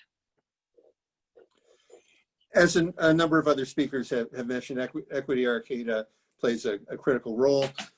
One thing that we've stopped now because of COVID, but we need to start again once it becomes safer, is potlucks, in which people of different ethnicities, people of different sexual orientations can come together as people in an informal atmosphere. As far as the city, we have anti-bias training, which I think is important. And another critical element of feeling welcome is public safety, having to do with the police. We on the City Council established a public safety committee, and we're going to have recommendations from them on direct citizen oversight of police operations and the other police reforms, 8 Can't Wait and Campaign Zero, so that people feel that the police are there for public safety and not are a force that they don't trust. And it's critical to reestablish that feeling of safety from the police. Thank you. Emily Grace Goldstein, you're next, please. Thank you. I really appreciate this question. My campaign slogan is literally equity and justice. And so that's really what my campaign is built on. I think that I have like a million ideas about this, but I really think that we need to start listening more to the local tribal communities, specifically the Wiyot people whose land we're on. I think we could institute in City Council a designated tribal community position, not somebody like us who's elected, but so that it's not like they could be voted out, but that there's always one person at least from a tribal community who has a voice in City Council. I think that defunding or redistributing police funds is really critical. I have had the opportunity to talk to literally thousands of community members at this point, and again and again, I am hearing how unsafe people feel with the amount of policing we have in Arcata and how it's not serving their interests. I'm also a queer woman, and so representing the LGBTQ community on City Council is really important to me, and I've been lucky enough to be in conversation with Club Triangle and other community groups as well. Thank you. Next is Collin Yeo. So I sort of have a lot of the same sentiments that everyone has said thus far. I do think Equity Arcata is an excellent program. I think expansion of programs like that is important. One thing I want to mention that a couple of you have said, Sarah mentioned, we are on native land. That is something that we might want to consider in the future, and we might want to consider something like, for instance, reparations for that, which is something that Asheville, North Carolina did this last year. Oklahoma has also been doing something along those lines. I have been asked about that while campaigning, and frankly, I'm in favor of it. So I think the important thing to do, I mean, as myself, I'm a white guy who grew up here, and so I got to listen to people. The important thing for me to do, and for I think any of us who are less marginalized, is to listen and frame our legislation and our programs based on that. Thank you. Thank you. Kimberley White, your answer, please. So yeah, first let me say that I too would like to acknowledge that we're living on the traditional lands of the Wiyot people. And as Emily had pointed out, I think that we should have an appointment on the City Council for somebody representing the local Indigenous peoples. I feel like we live in this idyllic community and everybody likes to think that we're colorblind, and this just simply isn't a reality. As a person of color myself, I have experienced racism. We'd like to think that we don't have systemic racism in Arcata, but just talk to the people of color and you will find out. I think the first step we need to do is to create a diversity committee where we have full representation of all people that are representing the marginalized communities. I was really excited to see that we have a fairly diverse candidacy for the Arcata City Council. So I think that it's a start, Equity Arcata, but we have a lot of work to do and we have a lot of difficult conversations, and as a candidate, I'm ready to have those difficult conversations. Thank you. We have a new question, and we start with Camilla Zapata. The question is, what steps would you take to improve resources and services to Arcata citizens who reside in Valley West? That's a really good question. I have a few friends that live in that area, and they all have very differing point of views on what they want. Improving services, I feel like I feel like the aspect of fast food, we banned fast food in Arcata, and yet it exists in that area. I think it draws a certain, it draws a crowd, and it keeps people in the area that doesn't alleviate some of the concerns of people who own homes in the area or rent homes in that area. I believe that city beautification should be emphasized in more open spaces, more emphasis on natural environment, and yeah, that's it. Thank you. Thank you. Collin Yeo, you're next. It's really a double-tiered issue because you have people who live there who probably are complaining about the people who don't necessarily live there or who live on the margins there.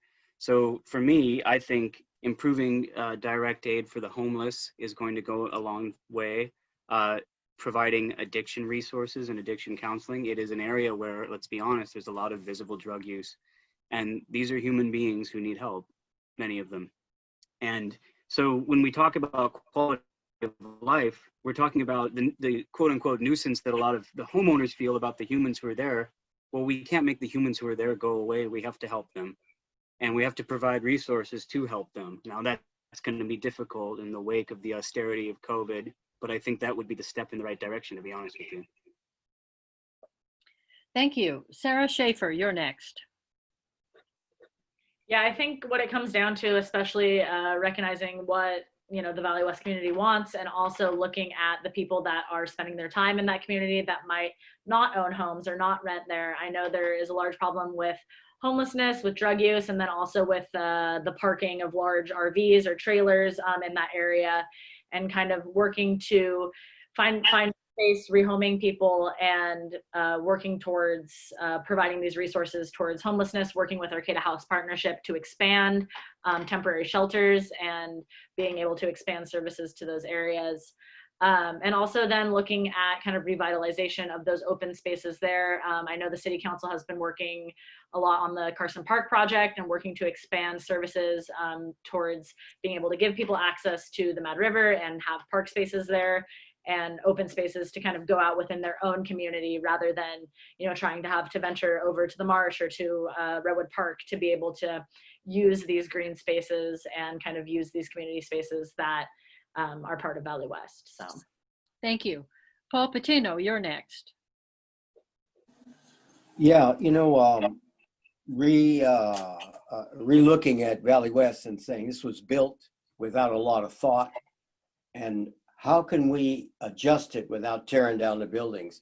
Number one, I think we need a public restroom like we have downtown somewhere in the Valley West Horseshoe, Valley West, Valley East Horseshoe. We need to have attention made to that part of town where we get a lot of transit occupancy tax, the bed tax from those hotels. There's a lot of money coming in there. Having that public restroom there would really make a difference in my mind.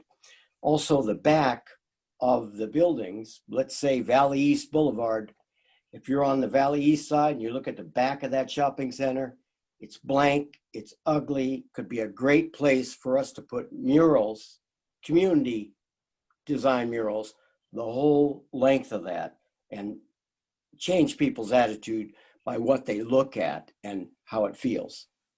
Thank you. Emily Grace Goldstein, you're next. I think that one of the biggest things, as Camilla said, was really bringing that area in Valley West into Arcata more.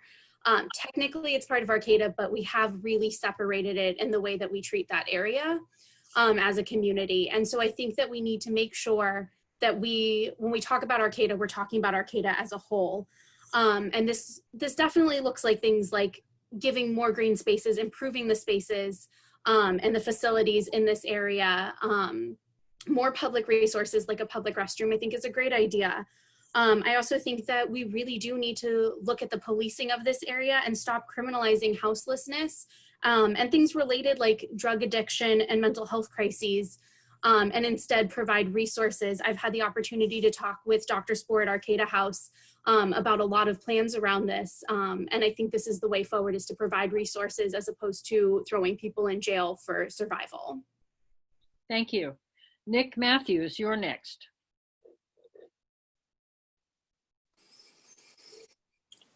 Well, the Valley West is something that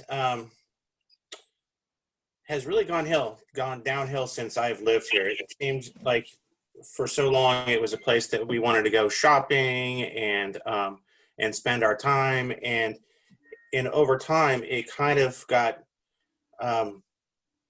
turned into some place that a lot of our community doesn't want to go to any longer, and that's unfortunate. And I agree, it really comes down to the drug use there and the mental health issues and homelessness. It's all put into that one location, and it's really been something that I was just there last week, and we were shopping there, and what I saw was something that I didn't want my children to see. It was something that they were asking questions about. And so I agree, it needs to go forward. I like the cleanup of that and the projects that have been going on there, but there's a lot of room for work there. There's no doubt about it. Thank you. Kimberley White, you're next, please. Okay, so I live in the other Arcata. One of the main reasons I joined the Planning Commission was to be a voice for the other Arcata. Sometimes I feel like the ugly stepsister out here. We need so much out here. When I drive down McKinleyville Central Avenue, I see these beautiful baskets of flowers. And it reminds me that we're on the strip of all the hotels and motels. We are the first place typically that tourists are going to see. We're the first place that families of HSU come when they're talking about maybe having their children attend HSU. That's the first place.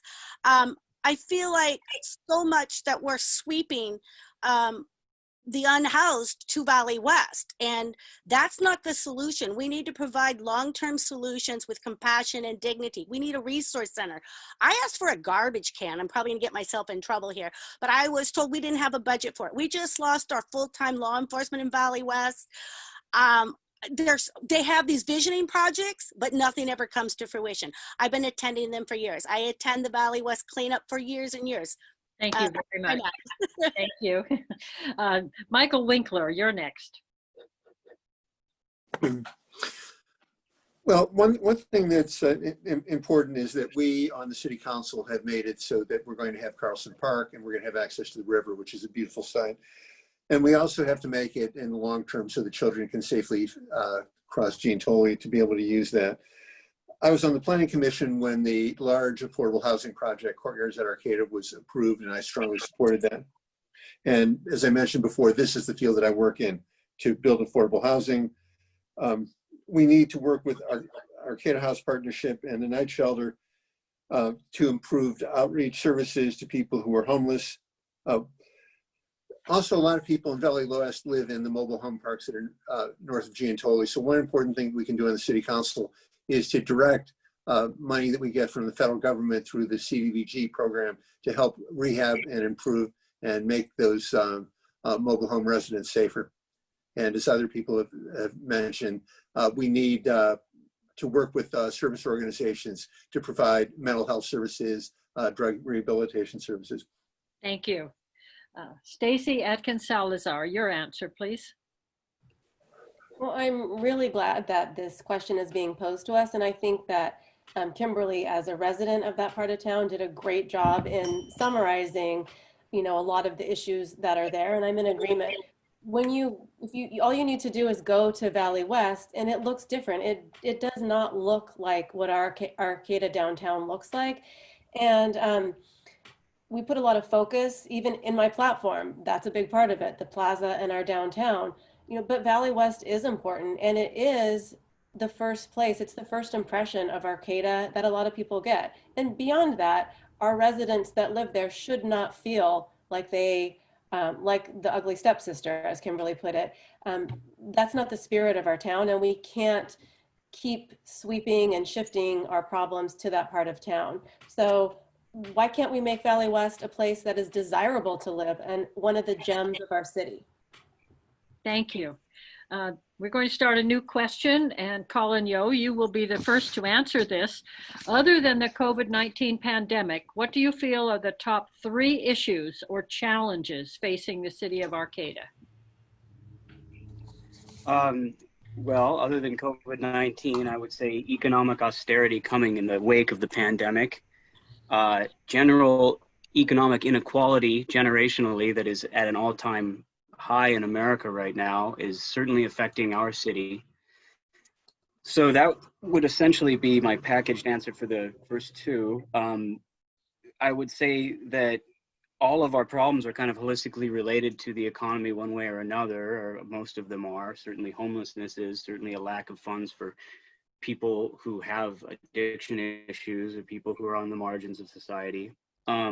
I would say in terms of like the next big thing looming down at us right now, it would most certainly be something along the lines of climate change, for which we are going to have to spend a lot of money to make sure that our infrastructure and our people are not displaced or ruined by the coming rising tide of climate change. Thank you. Thank you. Kimberley White, your answer, please. So I think that probably in light of COVID-19, we really need to address economic recovery and resiliency. I think the other thing that is really important to Arcata is affordable housing, and then finally equity. We need to make sure that everybody has equal access. With regards to housing, I feel like we could do more. And I think it's time that we do step it up, because as people, as COVID has happening right now in the midst, more people are going to be losing their homes and becoming unhoused. So it's something that we have to address.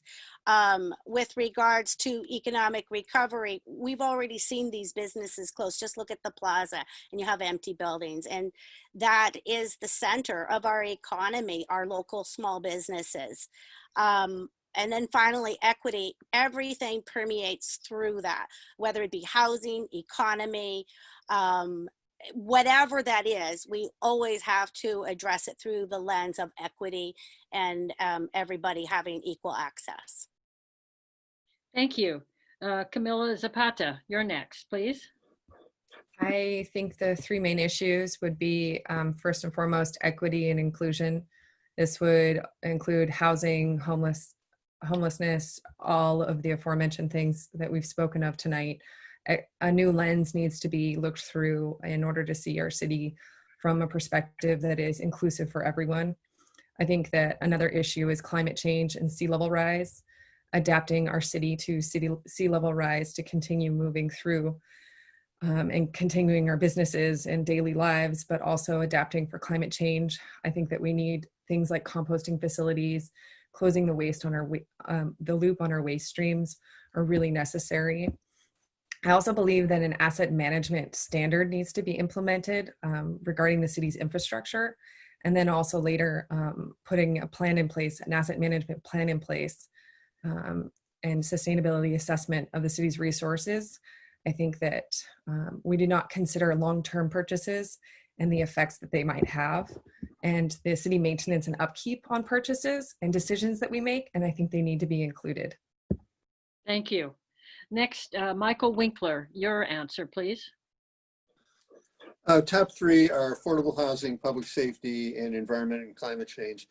I've worked in the affordable housing field for the last 10 years. I've worked on more than 200 large affordable housing projects statewide, almost all of them solar, rental assistance, code enforcement, Arcata House, public safety I've talked about, environment and climate change. I'm working towards having us electrify all buildings in Arcata, starting with city buildings, have everything in the city and throughout the county powered by renewable energy, sea level rise, rebuild the dikes, control land use, and then plan for relocation. And those are the top priorities, but certainly housing is critical, and climate change and public safety are things that we critically need.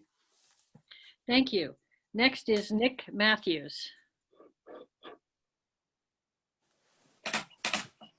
I think the top three kind of are all in it together in a lot of ways. This COVID has been devastating to our economy. It has dropped our tax revenue, I believe, by at least a third.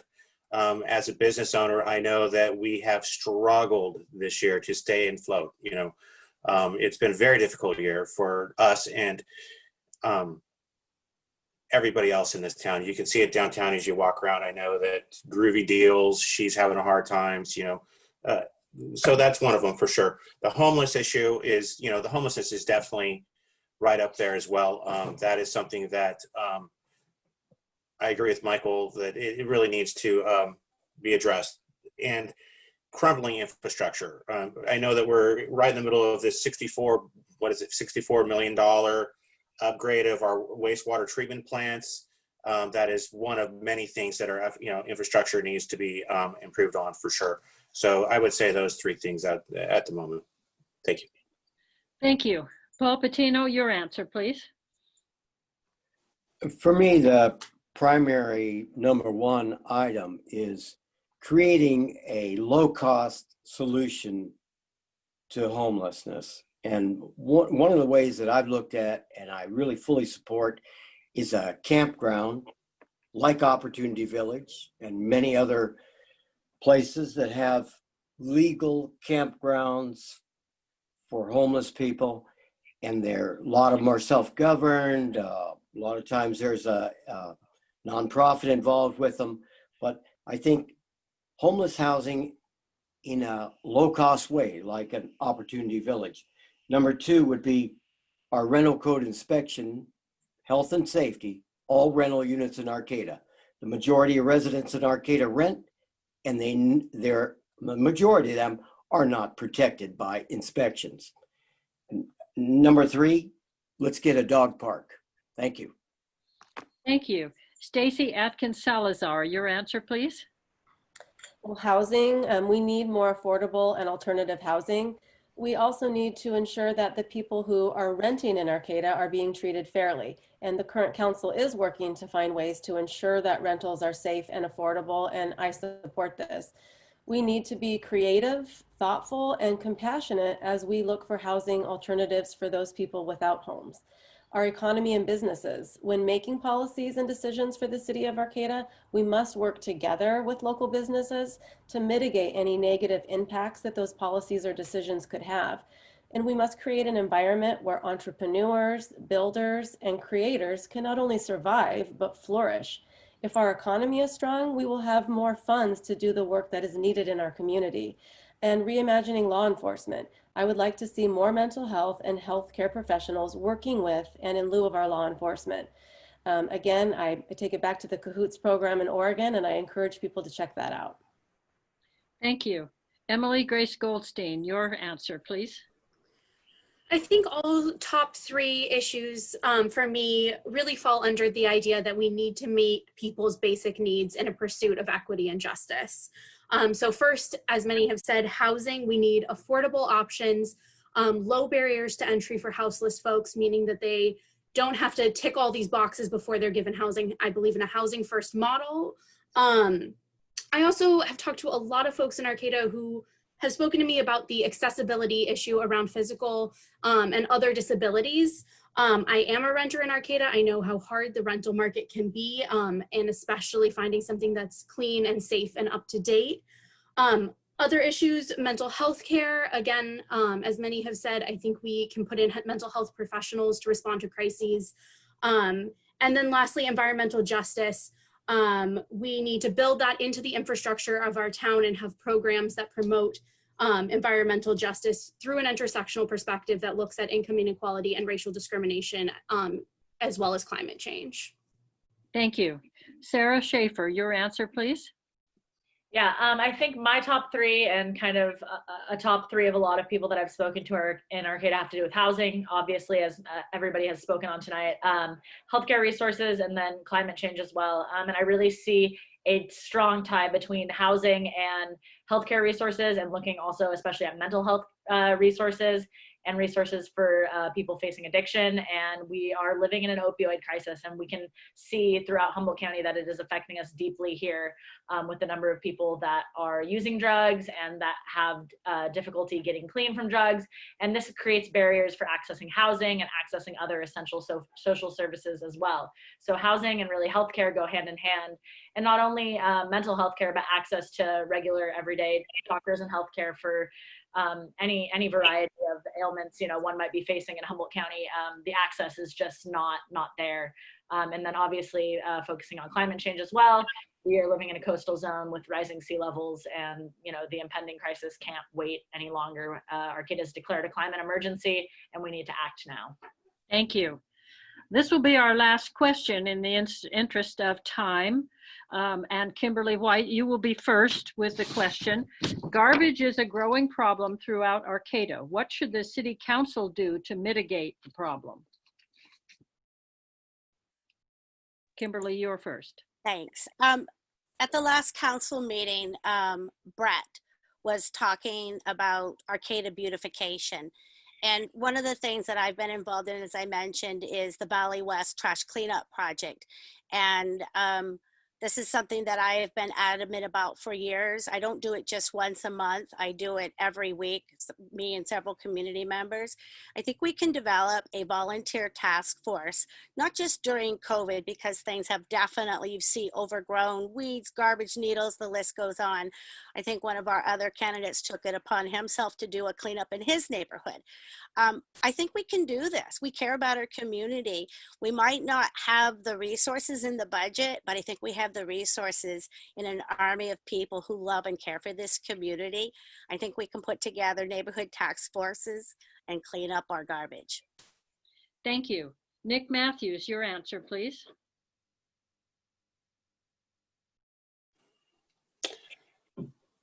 I agree with Kimberly on that one, 100%. I did just do a cleanup here in our neighborhood, and it got the best response you could possibly imagine. I mean, I had people walking by me and thanking me over and over and over again while I was doing it.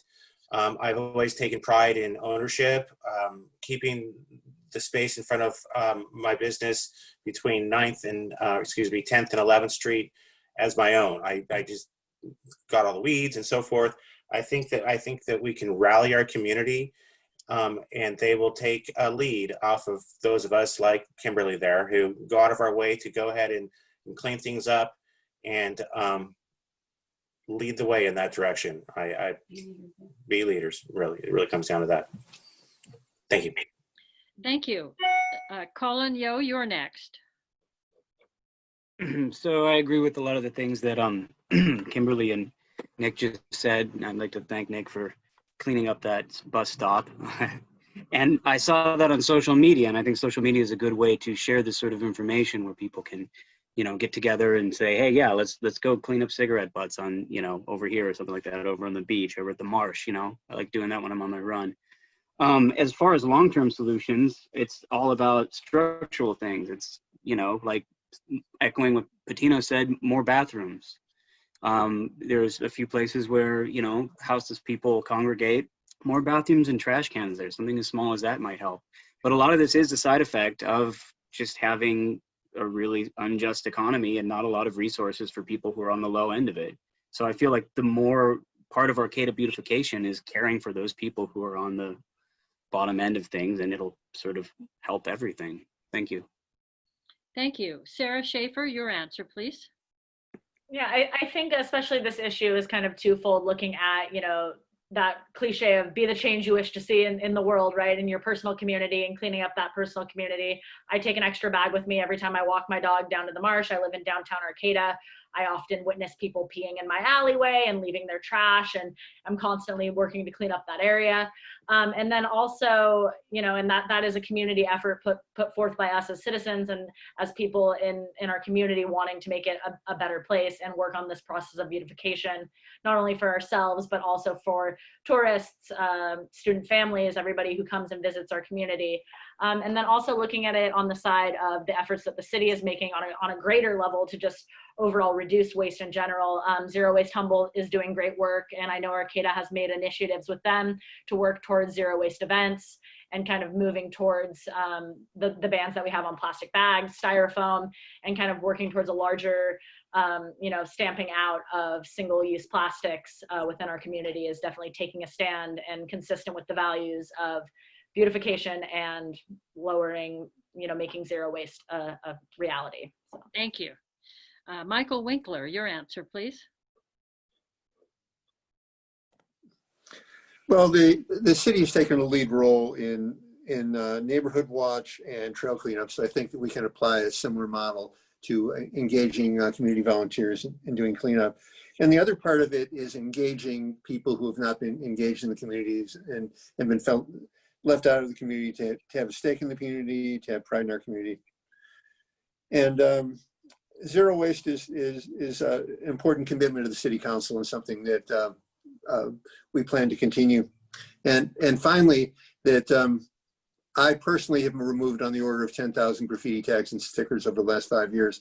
When I became mayor in 2015, I took that as a personal commitment.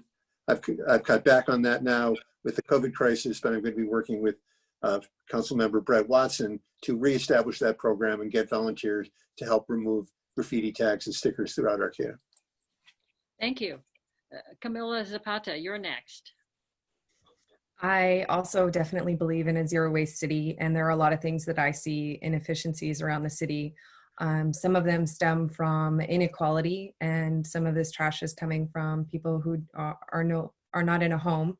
And I believe that having public trash cans, more of them throughout the city, would encourage people to put it into a trash can, as well as recycling options. I think that there are some issues with the general trend of leaving things out in front of your home and people coming by and picking them up and reshopping. So instead of throwing away something, you leave it out front. But you know, when the weather comes and changes here and it rains and a couch is sitting outside and the renters don't actually know that they can call the trash company to remove it, there's trash actually sitting throughout neighborhoods. And like larger pieces, sometimes it's not intentional, but it gets left there, gets picked up or moved to another location. And I really feel like the city needs to address that, possibly even including fines for that. Thank you. Thank you. Emily Grace Goldstein, you're next. So I'm really a big picture thinker. And so when I think about trash, I'm not looking at trash on the ground. I'm thinking about why is it there? And so as others have said, this is really about providing services to the houseless population because they don't have options. And that's why there's trash that they're leaving, because there's nowhere else to put it. And so if we're getting people into housing, if we're getting them, safe injection sites and drug rehabilitation addiction facilities, then there won't be needles on the ground. If we have sharps containers around where people can safely deposit things, there won't be needles on the ground. And while I really love the spirit of Arcata, where people do take it on themselves to clean up and beautify our town, I think that's an amazing thing, and I'm part of that too. I don't think that the responsibility needs to be on the individual, but that's our job as the city to do something about this problem. And so I also see that we could have a better citywide composting program, because we throw away a lot of things that could end up being composted as well. And so overall, I see this as a community effort as opposed to an individual needing to take this on. Thank you. Paul Pitino, your answer, please. You know, if the city took it upon themselves, the staff, if direction from the council, to actually clean up on the main streets like G, H, K, 11th, Samoa, LK Wood, Alliance, Spear, Janes, the neighborhoods, the side streets generally don't need that level of pickup, but it's the main streets. And I think that it's the city's responsibility. As Emily said, you know, it's the city's job. It's not the individual, you know, I'm going to go out and save my street corner and clean it up every week. It's the city's problem. I think the city needs to be responsible and have a dedicated service of picking up the free boxes and the junk that's left on the main drags. And I think it would really make the town look a lot better and make us all feel more responsible. Thank you. Thank you. Stacey Atkins-Salazar, your answer, please. Well, I agree with Paul in that it's not just about beautifying our city, but also it is the city's responsibility to lead that. And I think it's great that as individuals, we are in a community that is motivated to take care of it, and we should continue to do that, but we can't do it on our own. It's just too big of a project. And I think we need to continue to educate our community on zero waste. We have teams of people that are doing a great job on that, but education is the key. It's not only how to reduce the amount of waste or garbage that we have, but also how to reduce our consumption. And I get it, that's a hard sell in our society. We like our things, but then we also grow tired of them very quickly and throw them away or put them in free piles. And those free piles often end up in our trails and in the rural places where you wouldn't expect them to be, but they're not always being put to good use. They're quite often being turned into trash. Thank you. It's now time for your closing statements, and we will begin with Emily Grace Goldstein. Thank you. Thank you all so much for listening tonight. I really stand firmly in the values and plans that I've shared tonight. all. I have experience in public health and public policy. I have an understanding of finance from my work in the nonprofit world. I have experience engaging with people through community organizing and case management as a social worker. I care deeply for Arcata, and I will never stop fighting for equity and justice for every person in this community. I'll always listen, so please don't hesitate to reach out. Please visit my website at emilyforarcata.com, and it's EMILYFORARCATA.com. And you can also reach me at the same address on Facebook, Instagram, and Gmail. I really believe in housing, mental and physical health care, education, and environmental justice for this community. Please reach out. Thank you so much for your time, and never hesitate to talk to me. I am dedicated to the democracy in this community and equity and justice for all of Arcata. Thank you. Next, closing statement from Paul Pitino. Yeah, one of the reasons I'd like to be back on the council or continue on the council is to make sure that we have our sewage treatment plant complete, make sure that it actually happens, and that we have our infill plan actually happen in this town and happen in an equitable way.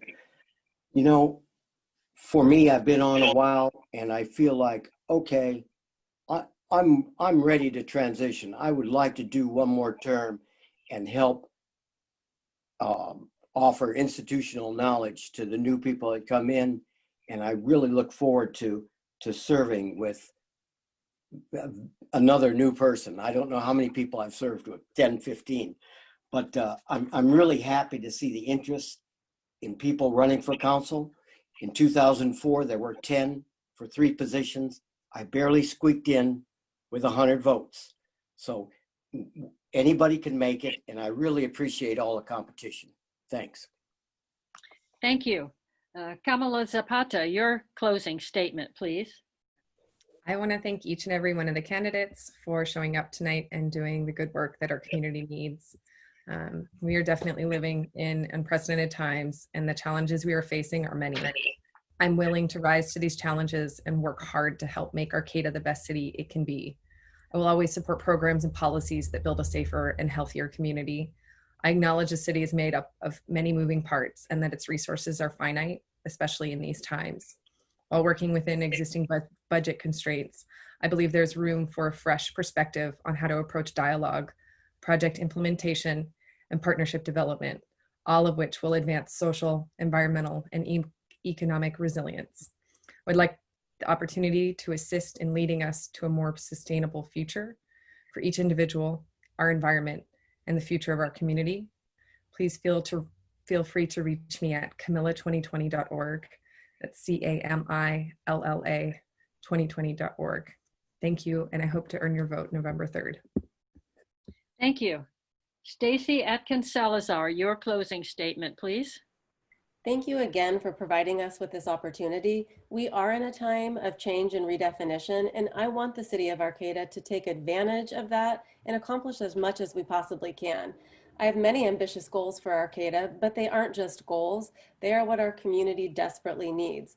The issues we are facing are complicated and will require collaboration, thoughtfulness, and creativity, as well as hard work. I am an honest, straightforward, and sincere person and leader. I know how to collaborate to solve complicated issues, and I am also capable of making difficult or unpopular decisions. I know how important it is to engage with as many people as possible before making tough decisions, and that no matter how hard you try, you cannot please everyone. As we work to move Arcata forward, we need to keep all of our people in mind. With the right leadership, I believe that we can build a stronger Arcata. As a member of the Arcata City Council, I will work with you, finding common ground to create a better Arcata. Thank you. Next, we have Collin Yeo with your closing statement, please. Hi, I would like to thank all of my fellow candidates here for showing up, and the League of Women Voters for putting this together in a very difficult time. I have built my entire platform from talking to people in town, which is a lot more difficult to do in our current pandemic. I want to make it certain to everyone that I view human beings as the most important thing about a town, the most important component of a town. There's nothing about a town if the community's gone or suffering or in any sort of trouble. So I guess what I want to say is I just want to listen to what the people here need, and I'll respond, and I'll always have my door open. My email address is collinedgaryeo@gmail.com. That's COLLINEDGARYEO, gmail.com. And I'll see you out in the streets. I'll be out talking to people a lot until November. So thank you very much. Thank you. Michael Winkler, your closing statement. I'm very proud of the many years of service, more than 20 years that I've been able to provide to the citizens of Arcata, and the many things that I've accomplished to preserve Arcata and to make this a better community for all the citizens of Arcata.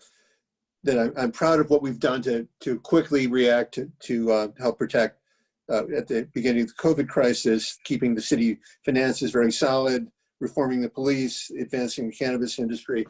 I'm very proud of my endorsement by National Sierra Club, and that recognizes the very firm commitment that I've got to environmental sustainability and renewable energy. I've also worked for many years on hundreds of affordable housing projects throughout California, in Arcata, and throughout Humboldt County.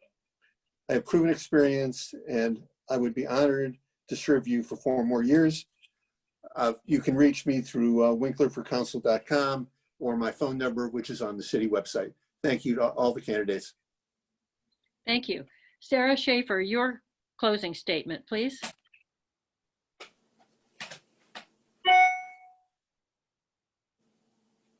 You're muted, Sarah. There we go.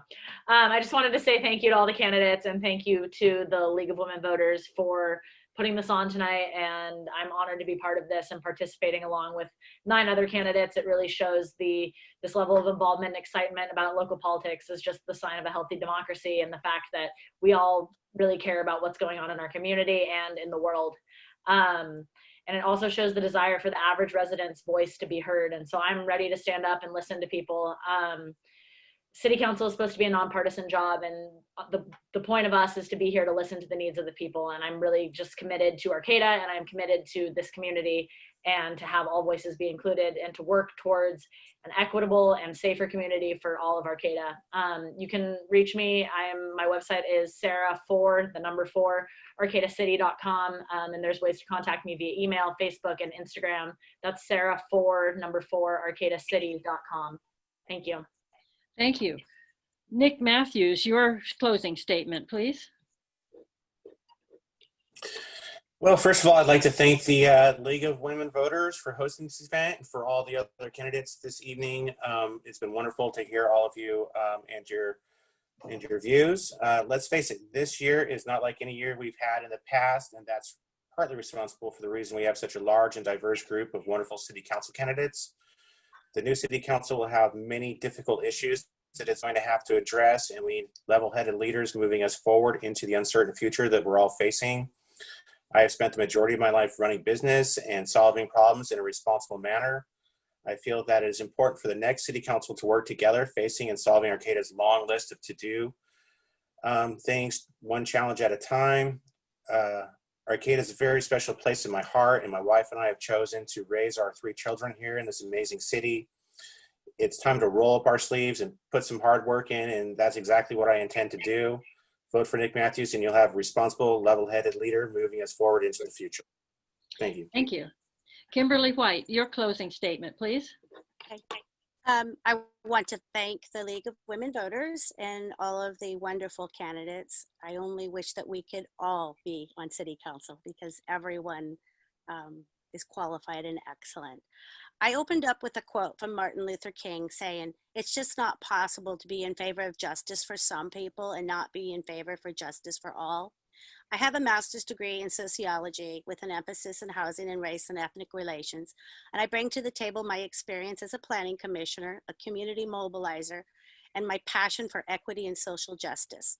I will lead through conflict, utilizing my mediation and dispute resolution skills to have those difficult but necessary conversations. If elected, I will bring my background in both affordable housing and the unhoused, my experience with working with youth risk and their families, and then of course my passion for deep ecology. I will take lead from my constituents to return our government to by the people, for the people.